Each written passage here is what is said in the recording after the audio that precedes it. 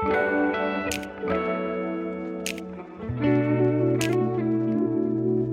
YouTube, it's your girl Duchess back for another review, and this time we are going with Love and Marriage Detroit. I forget what season they are in, but we are in episode 4 of the current season. So it opens up with Brandon and Anthony trying to get their wives, Christina and Latoya, back on the same page and to bury the hatchet.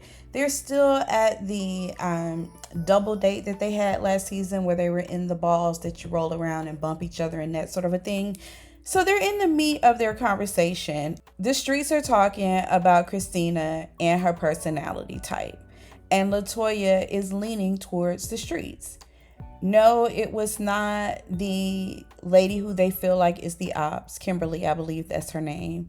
But her sources are reliable and they are creditable, but she's not going to give any names. And I guess I understand that because that would be messy and would give Christina a person to target.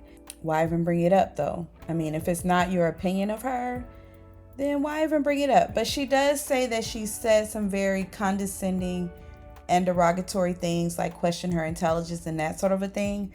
And at this point, it's a back and forth situation. So the men are like, listen, both of you guys are being petty and you're getting on my nerves. This is Anthony. And he's like, yes, both of you. Like, this isn't big enough to have this kind of rift. Can you guys just, as women of God and all the other things, leaders in the community, just kind of like bury the hatchet, take it all as a learning experience and move forward? Absolutely. Yes, absolutely we can.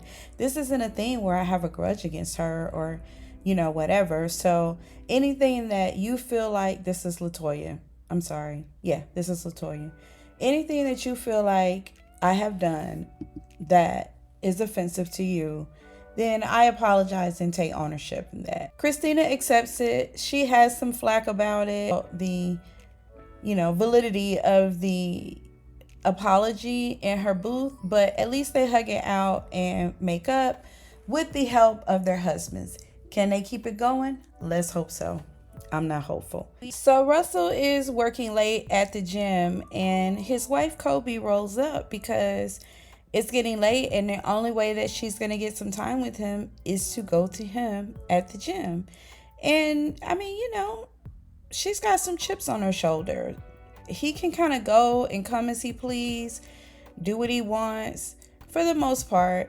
And she doesn't have that freedom. And that's a source of contingency. She's feeling overwhelmed and sometimes she doesn't know how much more she can take. And so what it sounds like is she's asking him to be more mindful of what their daughter needs and to make some adjustments when he can.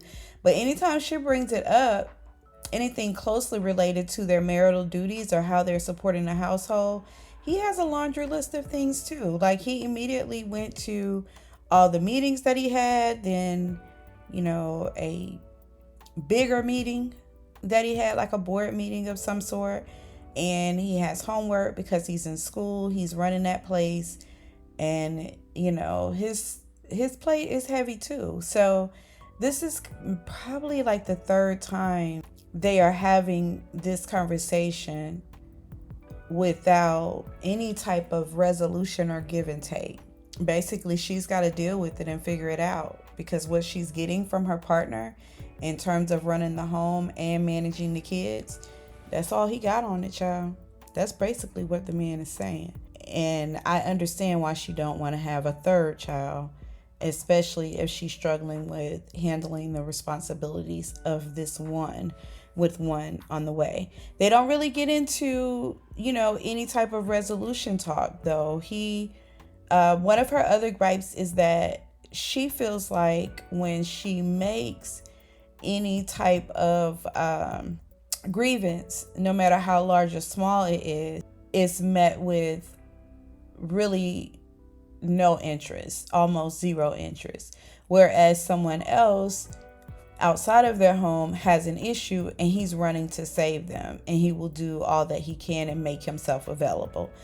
It's looking like a kind of misogynistic situation that she has herself in, just on basically what she's sharing and his lack of empathy really, or even willingness to try something. It's just kind of like he's not budging. I think her point is valid and her gripe is valid, and she doesn't press it much. So they land over into Brandon and Christina's marriage, where he went on the visit and that he's no longer in the home. And I thought Brandon asked him not to share that with his wife, but I mean, he needs something to talk about because he ain't trying to talk about his issues or come to a resolution. So he shared it, and she just was not happy to hear that. She was very empathetic, hates that Christina has to go through this process. She doesn't wish that on anyone, and that's kind of, it's good to see that both of them feel that way about marriage. But let's see what you guys can do in your own situation, because this lady is really not happy, and it's not going to get easier for her with this pregnancy and juggling and managing. And lo and behold, if she have to do a third one, or he do that 6-month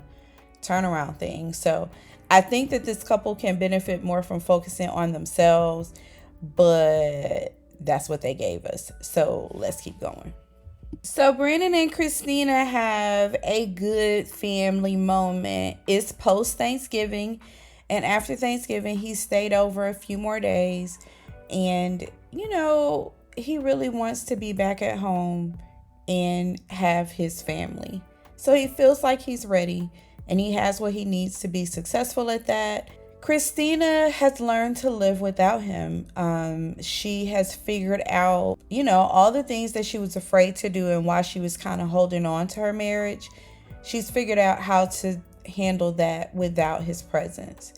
And what she has learned is that she wants her husband back. And if they can figure out a way to kind of make this work and, get past this bumpy road, then they can endure anything. So, her main concern is she knows that he's ready and he wants to be home, but is he ready in his heart and in his mind? Can he do better? Brandon feels like, she's accepting him for him, and that feels good. He feels seen, and that's also important. He mentioned that he was being held to the standard of a husband that he just could never be. And so I'm hoping that Christina understands that and they can kind of find a happy medium. Their girls are so cute, and they were so happy to have him there. They had their first conversation with them, and they also put the blame on their dad. He accepted it well. He gave a good speech about sometimes adults go through a hard patch, and we were just having a hard time trying to figure out how to get along. But we are working on it, and we will make an announcement soon as to, how we're going to proceed as a family. They want him home too. So I'm hoping that, that there's truly, truly some lessons learned here, and this family can. I'm all for a family staying together if they can make it work in a healthy way. But I don't want to see anyone suffer just for the sake of. Let's keep going. So the fellas are having a night at Top Golf, and y'all, as soon as I see Russell with his bag, I'm like, Russell, boy, you need to be at home. But before I can even get it out, Russell's like, listen, I needed this break. He don't want to hear from me, clearly, or his wife, honey. The work, the business, the school, the da-da-da-da-da, you name it. He needed this break, and so he's taking it. Okay, Russell. So it turns out this was Russell's idea. They haven't hung out in a while, and he just want to make sure that everybody's on the same page. If there's any grievances, let's get them out so that we can move forward with our wives in a good space. Marcel comes in, and Bravo has not really an issue, but he's not happy to see him. Let's just say that. Because the last time he saw him, his wife was ruining his event. He keeps saying it, event. I really thought that they were just having dinner. So I need to pay more, better attention when I'm watching these shows. But let's keep going. But it turns out they can handle their differences as men. They don't have to be buddy-buddy, but they're definitely going to respect each other's space and be cordial and have a good time whenever they're in the presence. This is just the men as a collective. No one really has beef, for real. They're going to let the wives have their thing and do the best that they can to stay out of any of the cat fights or, any of the issues, and just kind of lead by example in terms of the way they're handling themselves and to be sensitive to the enemies that, that's going on between the wife sector, and try to move them forward. I think it's a good, I think it's a good stance. I mean, what else are they going to do if they're committed to kind of having this circle, right? Let's keep going. So in the next scene, Tanya got the ladies together for brunch. At first, Christina had her guard up because she's like, listen, I just told you about this lady is the ops. Why did you invite me here and she's here? But it went well. Tanya kind of took the reins in the meeting. She wants them to be able to move forward. And she also wants to be transparent because Christina thought that she brought Marcella's wife, I haven't quite learned her name yet, Marcella's wife there as kind of like to come for her. And so that really was not the case. She gives Marcella's wife the floor. And so she gets a little emotional in talking to Christina because it sounded like she really cared about her and really valued their relationship. And so she was hurt by, whatever actions Christina has taken. And the only thing that I got was the way that she handled her in the presence of her friends, insulting her android. So there may be some more things that are going on there because she did get quite emotional in gathering her thoughts and being able to speak her piece. They were able to at least acknowledge each other's feelings and acknowledge how how their actions may have impacted each other. And I thought that was a good direction to go. I thought it was a really good step for them. And they agreed to talk further, because Christina really wanted to understand what were the deeply hurtful things that she did. Marcella's wife told her, let's talk about this at a time, like a one-on-one time, and we can get into that. And I love that was the approach that they took because it gave time for, them to kind of address the immediate issue and not ruin everyone's meal in case it went left. Like they both understood that there may be some hashing out there going on. And I love that approach. And then they got into the mommy stuff and the wife stuff and the duties and, how the similarities are in losing sleep and, just trying to manage it all. So I really enjoyed their kind of like brunch scene. And I definitely appreciated that Tanya's approach was successful. And so they lived to womanhood another day. Child, that was so corny. So Bravo is at home in his Detroit Lions outfit and he's trying to get him a drink before he goes out to the game. His wife comes in to help him and, she's a bit disappointed that he's going out because the kids are with their mom. And so she was hoping to get some alone time with her husband. Child, he didn't break a stride. He's got meetings and, entertainment suites or whatever. So he's not missing an opportunity to network, I guess, because, he's going to this game and she knows this is normally one of his things. I'm watching the two of them and I'm thinking if this is kind of a normal thing, why aren't you? I'm a football person though, because my question is, girl, why aren't you ready to go to the game? Like we can go and hang out tonight and have a good time and I can come on back home whenever I get ready. You know what I'm saying? So I kind of wondered that maybe she's just not a football person. I don't know, but I was thinking that, why couldn't she go with him? Anywho, they get into the conversation. He stays out pretty late. She often doesn't know when he's coming home or if he's okay. So she's asking for better communication. Just shoot me a text and let me know that you're all right. Because she has had an experience where her dad was, murdered when she was young, like age 5. I don't even think she has very many memories of her father. So she's protective of him and she wants him to communicate more, or to communicate better and probably curb some of his hanging out too, even though she's not pushing that envelope, because he was like, okay, so what's my cutoff time that I need to call you? And she's like, I'm not telling you that because with you, whatever time I give you, it's going to move a few hours. So, the main thing is you're not Bravo who live downtown in the loft. You're a whole married man with a family and you got to start acting like it. Girl, I'm gonna keep my comment to myself. But my suggestion would be, girl, you might want to go to one or two of them games. Just show up a little bit. See what's going on. What kind of atmosphere he in. I'm just saying.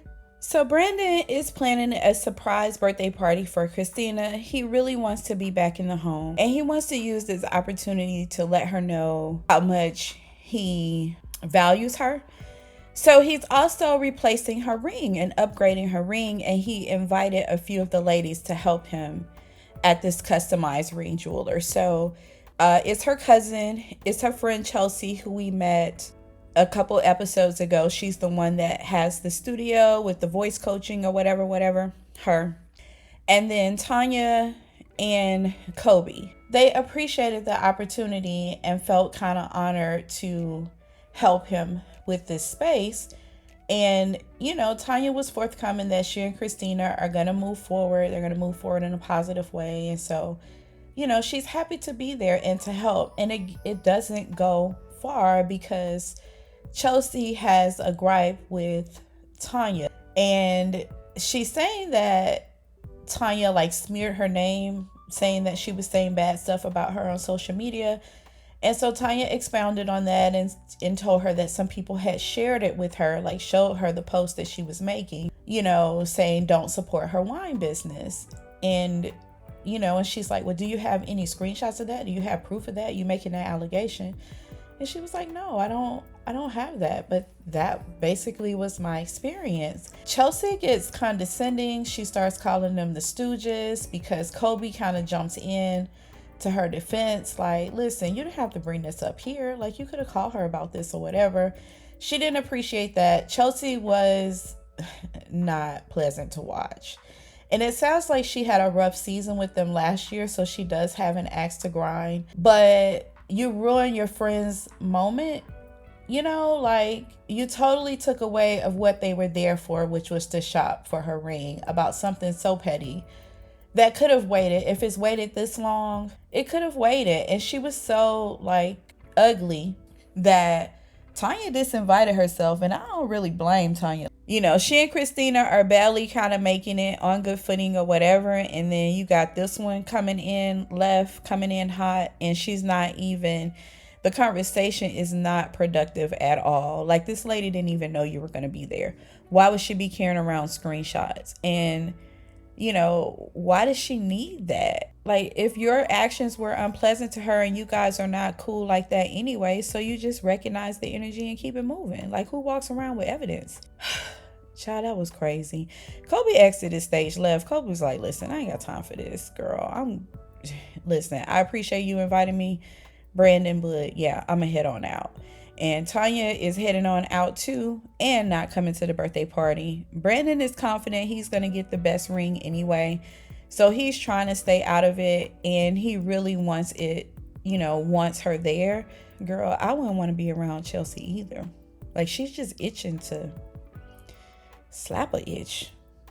And I don't mean an itch as in a scratch, child. Throw an alphabet on there. Anyway, that was Love and Marriage Detroit. I guess Chelsea is needed for the curveball piece. I could have done without her. And I agree with Kobe. She could have had that conversation at any other time than that period. To me, it looked like, I'm not going to say that the lady wanted a moment. I'm just going to say maybe she didn't get very many opportunities to address Tanya. So maybe that was, the only opportunity she may get outside of the party. So I would have preferred it happen here than at the birthday party when she saw her. But in my opinion, girl, that could have waited, because you totally ruined your, the whole moment that Brandon was trying to do. And I wouldn't have wanted to take away from that. But that was her. This was Love and Marriage Detroit. I think they're on season 2, episode 4. And I enjoyed it. I definitely enjoyed the ladies' brunch and them kind of making up and stuff. I am not confident that they can stay on this positive kind of lane. I'm just hoping it keeps balancing out. And Chelsea was annoying. Child. Anyway, it's your girl Duchess, and I'm out.